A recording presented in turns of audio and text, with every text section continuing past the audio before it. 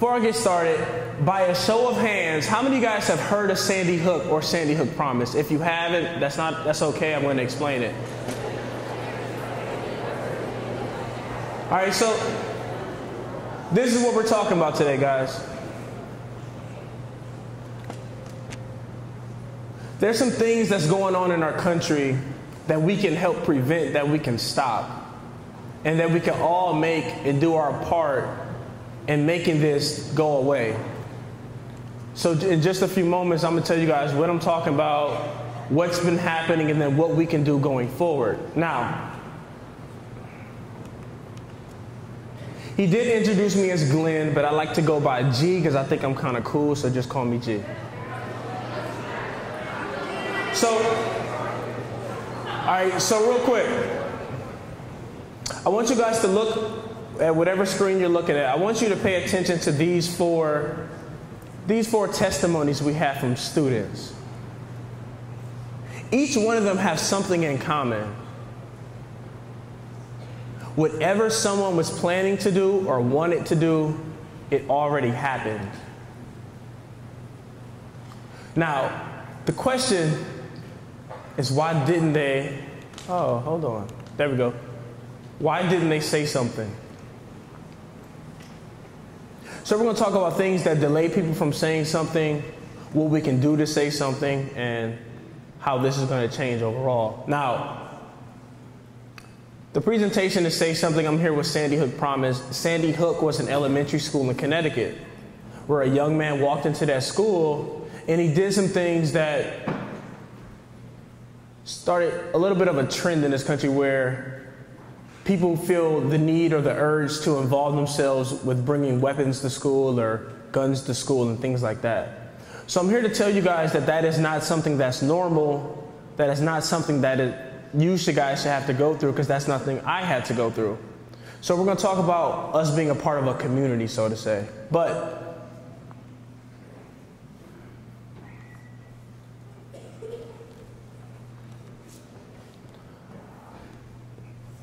So you're going to see this slide.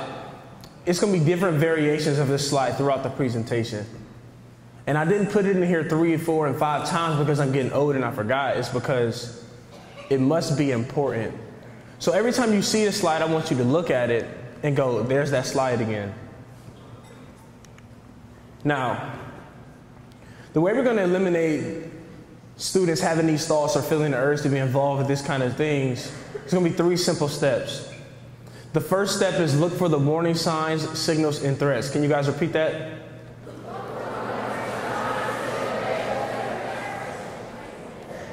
Now, the second step is going to be act immediately and take it seriously. Can you guys repeat that?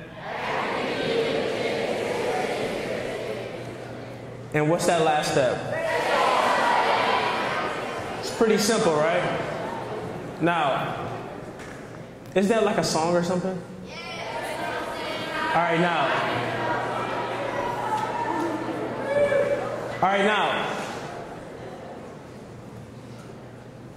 So before I go into detail, I start talking to you guys about facts and numbers and what we're going to do. I want you guys to know that your schools are safe. I don't want you to go home and tell your parents like, yo, some funny looking dude told me I wasn't safe at school. Now, quick question. You guys know what Domino's is? No, the game, not the pizza, the game. Y'all know what Domino's is over here? All right, so question real quick. What grade's over here?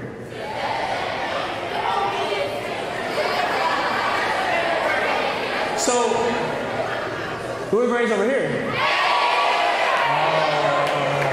All right, now I got it. Okay. All right. Now, if you can hear me, just look at me without talking. So we're talking about Domino's, right? So when I was a kid, the game, right? We're on the game, not the pizza. I am hungry, but we're talking about the game. Now, so Domino's. When I was a kid, I used to line all the dominoes up, like, and make a little design or something and push one and they all would like fall over. And anybody used to do that?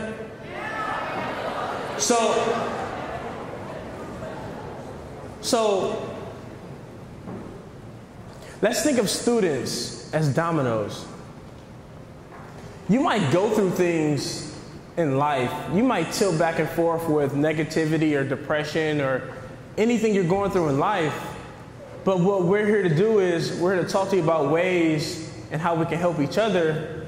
You can stand straight back up, because if you were to tilt over, the entire student body becomes affected by it. So if we're talking about dominoes, we're going to talk about how we can get you back to your natural state and get you back to your regular self. Now,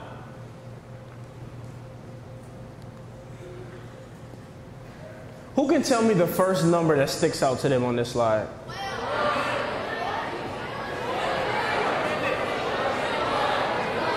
1 million. So, real quick, we said 1 million, right? That's the first number we saw. So we have 1 million students were harassed, threatened, or subject to other forms of cyberbullying.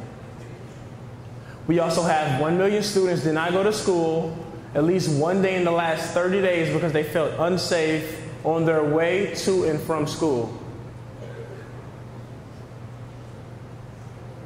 Now, a lot of times in life we like to look at and jump at the first thing that sticks out to us or that comes blaring in our face. But let's look at the not so big number. 1 in 3 students report being sad or hopeless for 2+ weeks in the last, or 2 continuous weeks in the last year. So maybe you don't really understand what that means or really can really put that into thought. What's some of you guys' least favorite subjects?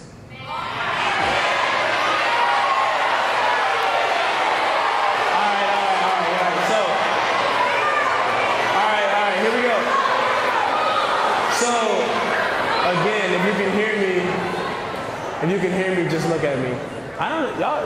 Y'all like to yell in here. Now, so let's take math, right? I was bad at math.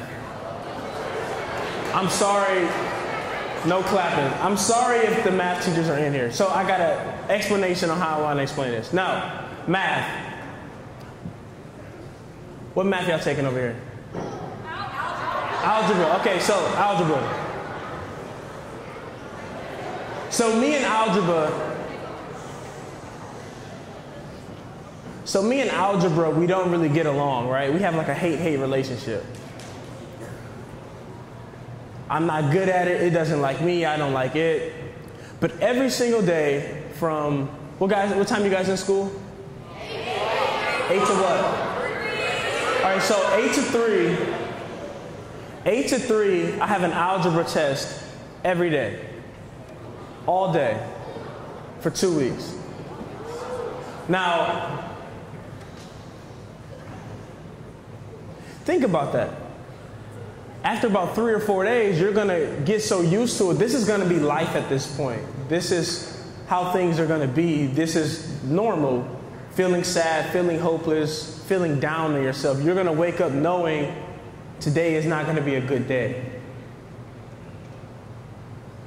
That's how those students feel when they report being sad or hopeless for 10 continuous weeks. Or maybe math isn't your least favorite subject. Think about your least favorite subject or something you absolutely hate. Like for me, I hated washing the dishes. Like something like that.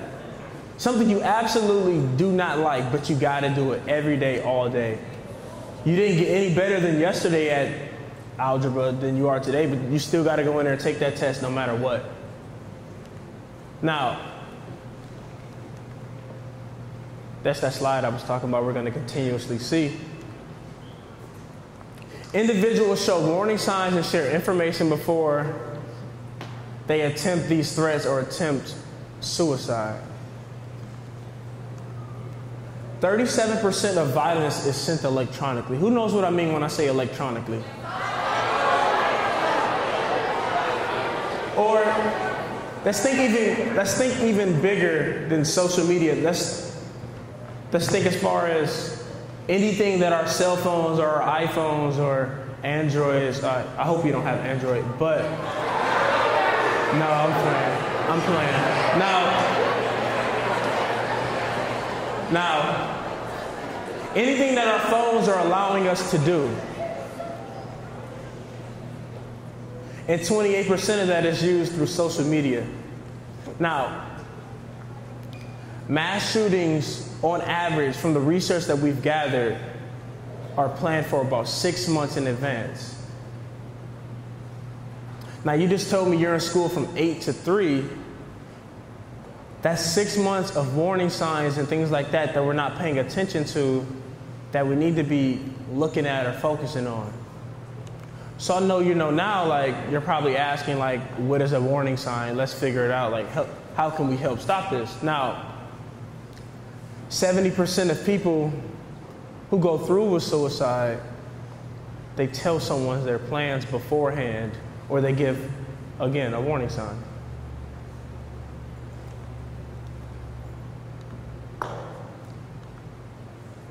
Now, let's talk about what a warning sign is real quick.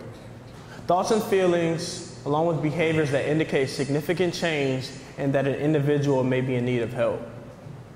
So look at those last 3 words right there. In need of help. So maybe warning sign, that definition I just gave you was just words. Maybe here's some examples of them. I like to talk about this bottom one right there, dramatic change in physical appearance.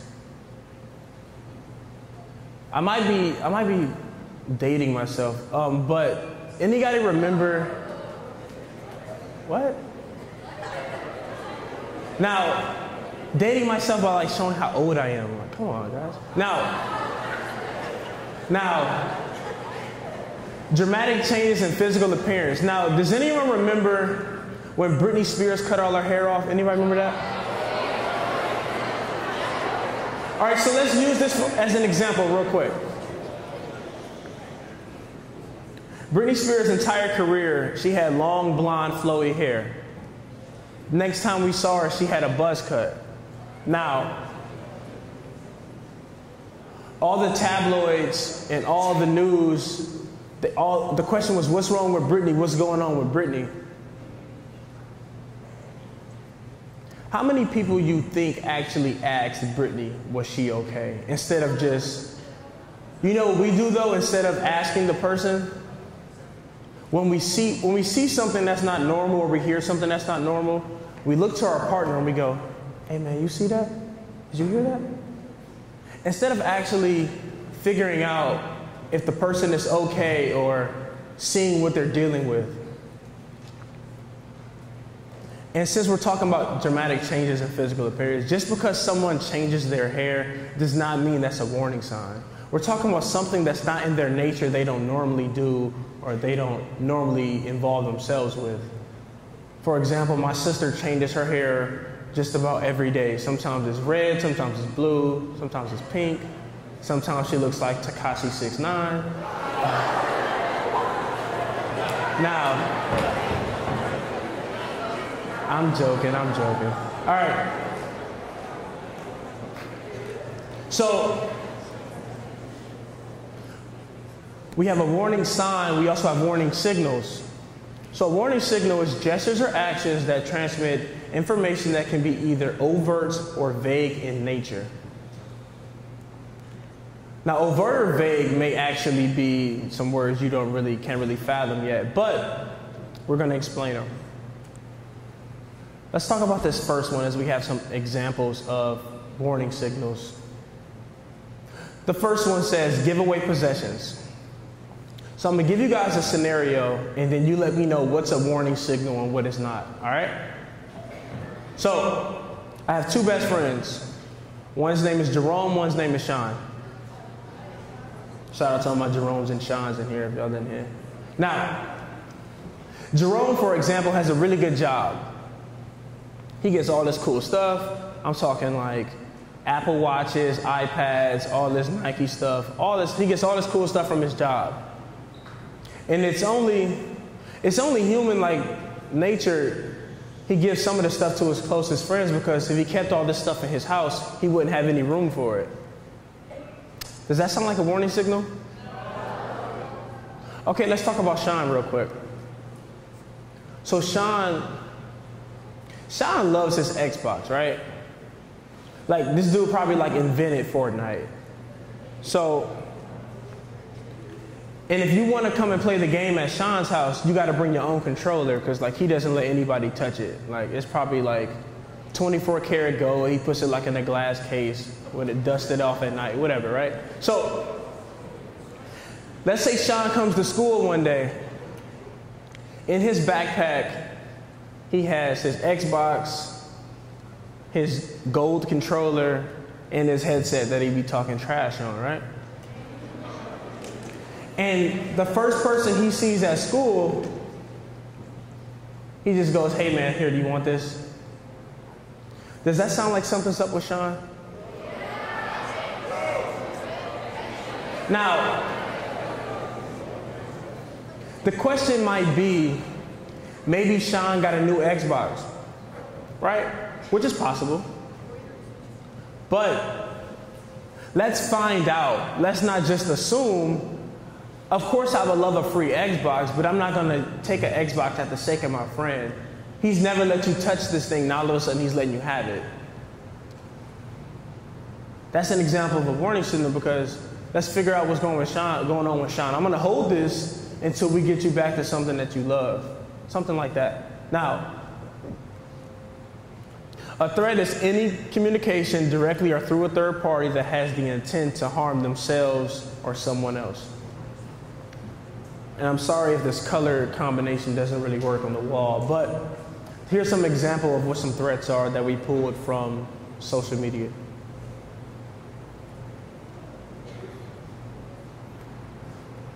Now, if you were paying attention, and we talked about this like maybe like 10 slides ago, where are the warning signs, signals, and threats found? Where can you find them?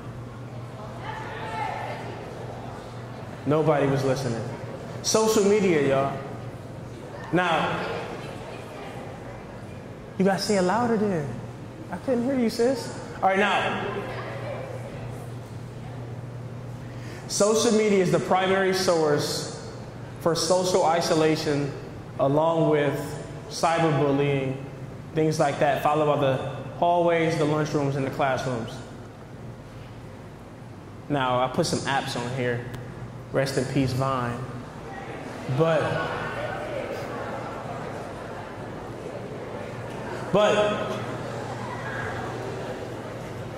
so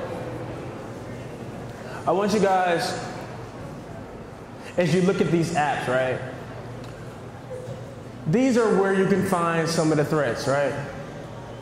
And just because you feel like an app is uncool to you doesn't mean the app is uncool to someone else. Just think about that. Like, give things a chance. For example, I just found out that Tumblr was dope, and I hadn't never checked out Tumblr until like 2 months ago. Now, like, Tumblr is one of my favorite. Twitter is the best app, but I like Tumblr now.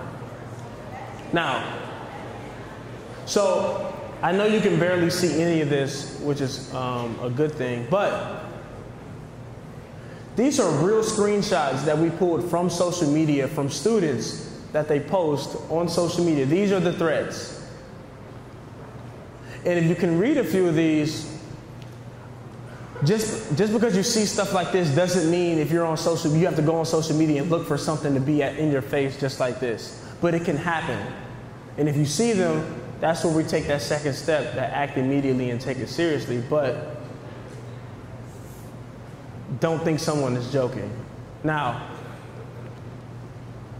we've been talking about like gun violence and suicides and things like that. We also focus on any kind of bullying, any kind of eating disorders, any kind of substance abuse, any kind of verbal or physical abuse, along with any kind of predator or prey. So we try to help anyone that we can. Now, what's that second step?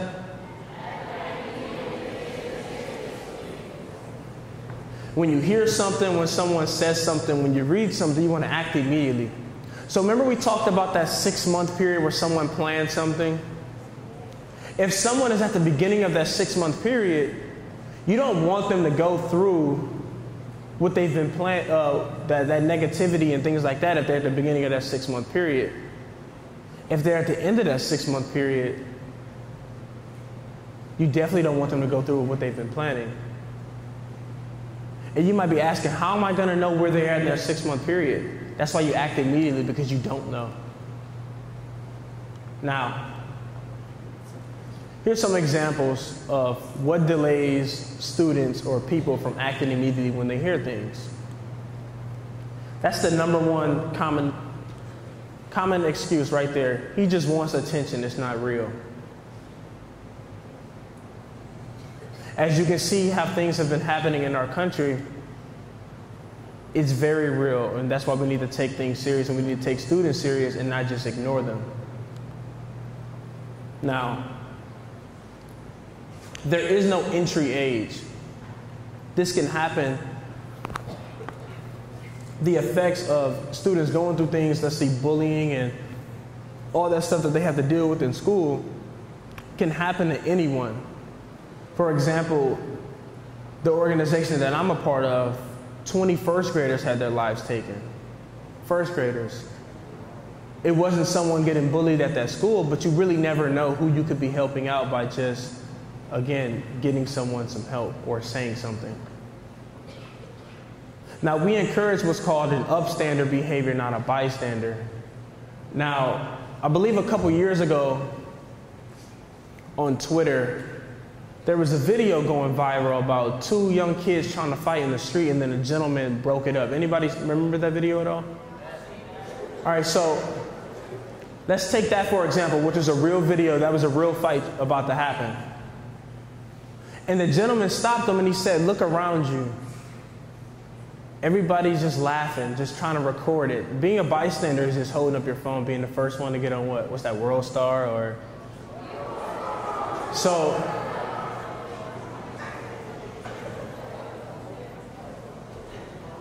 let's say that gentleman doesn't break up that fight.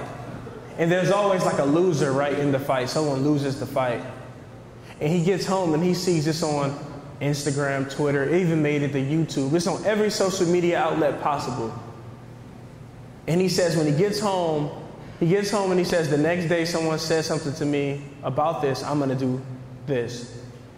Now we have a real situation that we could have avoided by just embracing that upstander behavior and just like letting them know, like, man, you look stupid. Like, we've all had our fair share of fights, but if you can prevent that from happening, you can really save a lot of damage about whoever's going to lose the fight and what they have to go through after that.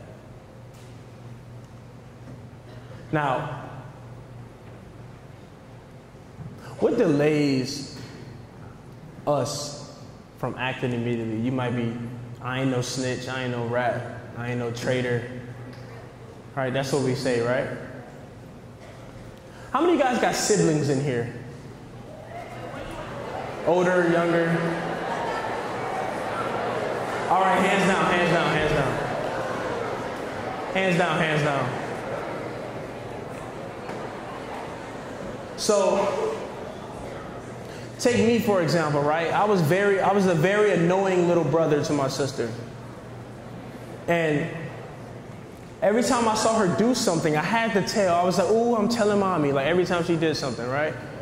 No matter what she did, I was telling. Like my mom probably gave me snacks for telling, I don't know. But I was always telling on my sister. That was because I wanted her to get in trouble. When you say something, you're getting somebody some help. I would rather, if a student told you that they were trying to commit suicide and you're the only one that they told, and you say something, that student can be mad at you for 5, 10, I don't care how long, but that student's still gonna be here. And then eventually they'll forgive you. But if you're the only person they told and you don't say anything, that doesn't feel good at all because you could have prevented something. Now, again, when you could be acting, doing this, you can save anyone's life. Your favorite teacher, your favorite coach, the librarian, favorite cafeteria lady. Who knows whose life you could be saving? So we're all in the same community, so we want to encourage that we all help each other. Now, say something. This is the first number that's programmed into your brain when you're born. This is the first phone number you ever knew. Use this number. I don't know how we got out of the culture of not you dialing 911. Always, if it's an emergency, call 911. Now, so we're on the third step, which is, of course, say something. Say something to a trusted adult. Trusted adult is someone that has the knowledge or experience that knows how to get help for somebody. Take me, for example. I knew I could call my uncle to get me out of trouble or at any time of the day and night. Still to this day, he got me out of a lot of trouble when I was in school and my mom never found out. She probably thought I was an angel, but I was a little knucklehead. That's the person I'm talking about. That person you know you can call on judgment-free, or you can text or whatever at any time, no matter what, to talk to with any situation. Or how about that spin wheel I got there? Coaches, principals, psychologists, guidance counselor. You got people around you who care about you. Use your resources. They flew me all the way from Los Angeles to come and talk to y'all. They want to help y'all. We're all in this together. Now, when you see your trusted adult and you have something you want to tell them, where it says gather any texts or photos, if it's on social media, screenshot it.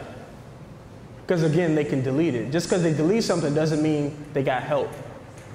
I understand Snapchat lets you know when you screenshot. 9 times out of 10, you have another device that you can take a picture of what you just saw on Snapchat from another device. Or write it down. Now, the steps to do that is you must give us the name. Remember, we have to know who needs help. You can't say the girl in the bulldog hoodie or whatever. Who knows how many bulldog hoodies women could be wearing that day? You got to let us know what you saw, what happened, meaning any screenshots, and then let us know where we can find he or she. Because again, this is important. We're trying to act immediately. What if you don't have a trusted adult? Someone that you feel that you can trust to say anything about, something that's affecting that community that you can't stop or you can't help on your own. We developed what's called an app. That was a joke. But no, we developed an app, and it's called Say Something.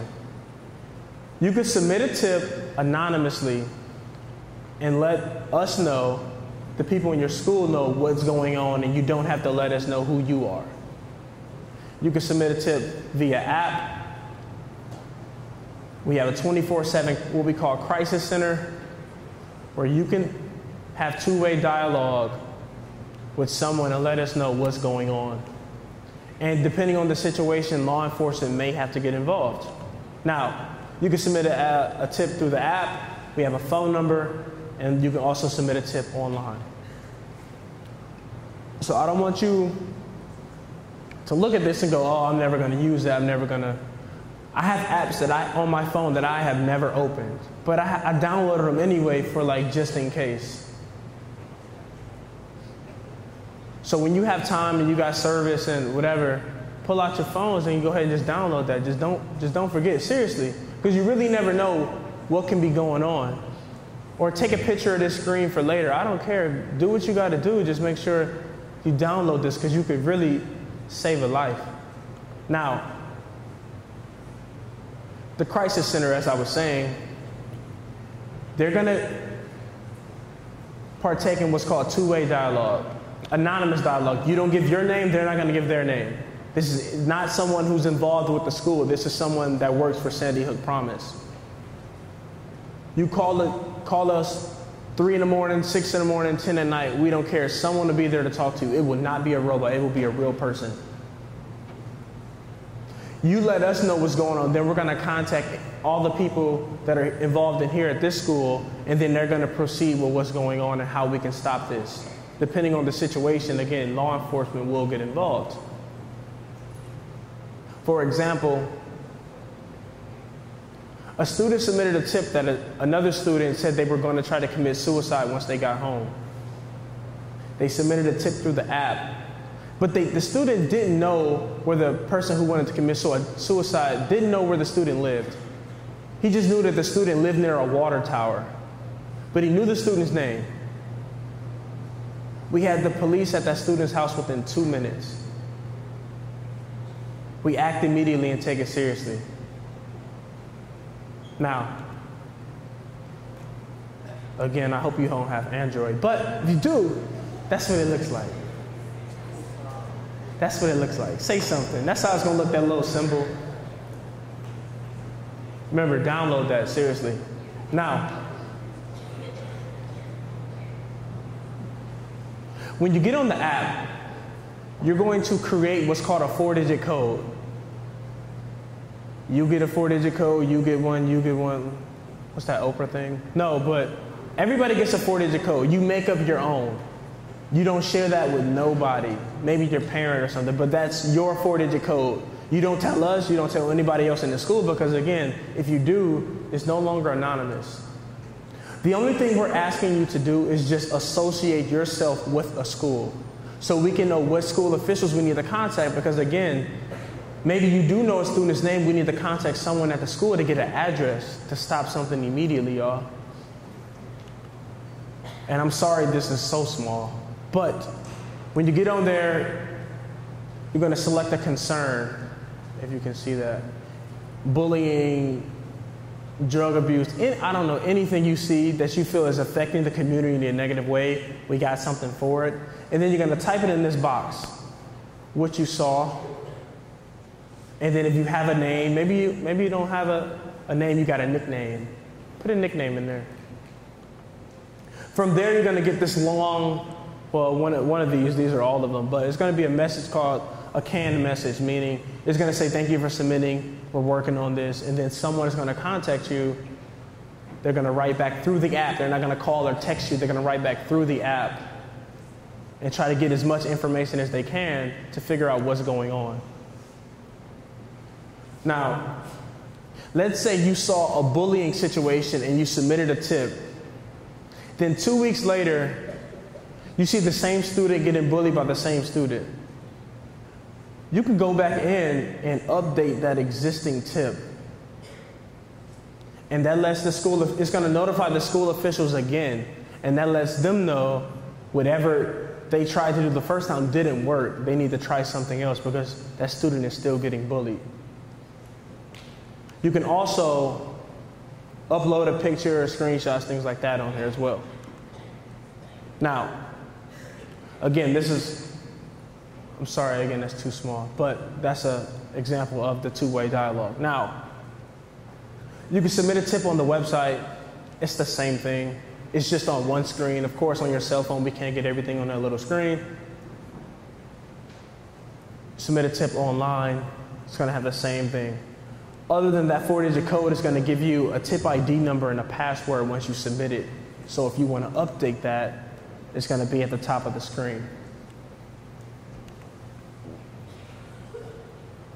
Submitting a tip by the phone. This is something parents normally use. We also encourage students to use it, but 18445, say now.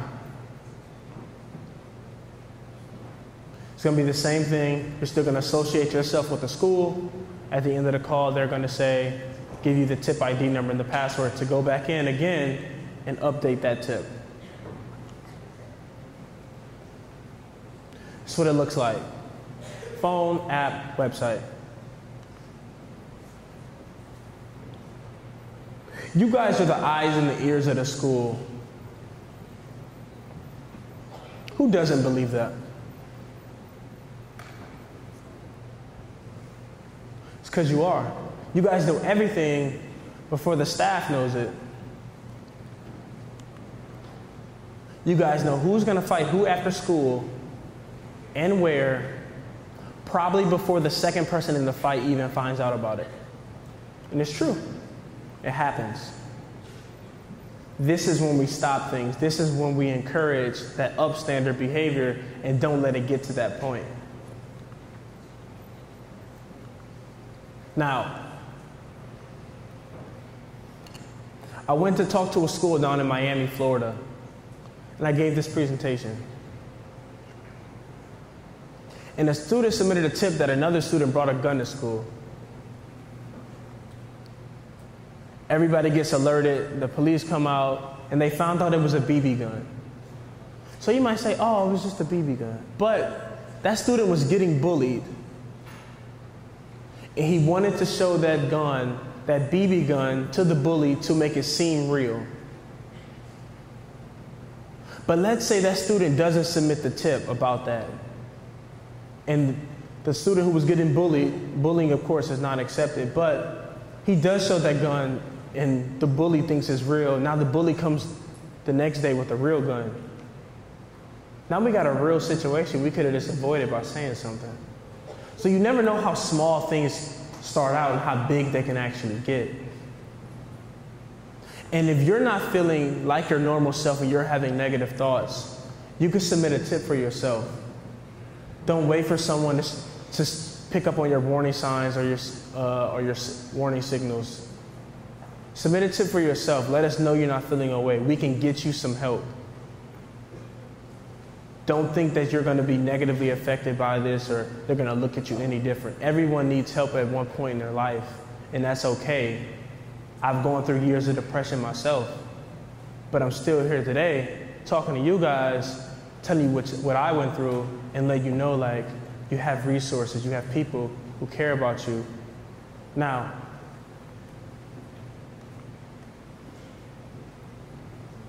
everybody hold up their right hand just like this. And repeat after me. I promise to look for warning signs, signals, and threats. Act immediately, take it seriously. Say something to create a safer, healthier school. Yeah, all that mumbo jumbo. Now, I really want you guys to take this serious and really go forward with this and really pay attention to what's been happening across the country. I travel to all kind of cities and states each and every day, and I'm very thankful and very glad to be here. So I really hope you guys took this in and really appreciated that as much as I did, because it's a pleasure to be here. I'll be here all week. If you see me around town, please give me food suggestions, because I've been eating at the same restaurants as I got here. What is it? The Iron Horse Grill or something like that? So I've been eating there like every day. The food is good, but give me some more food options. Now, does anyone have any questions about anything?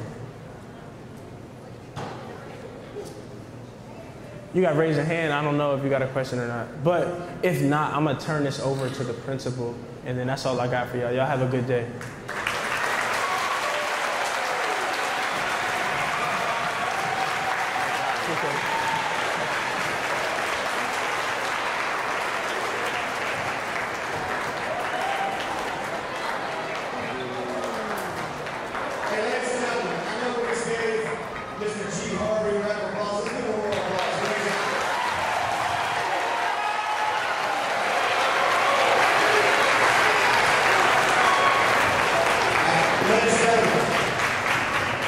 First of all, I want to tell you thank you.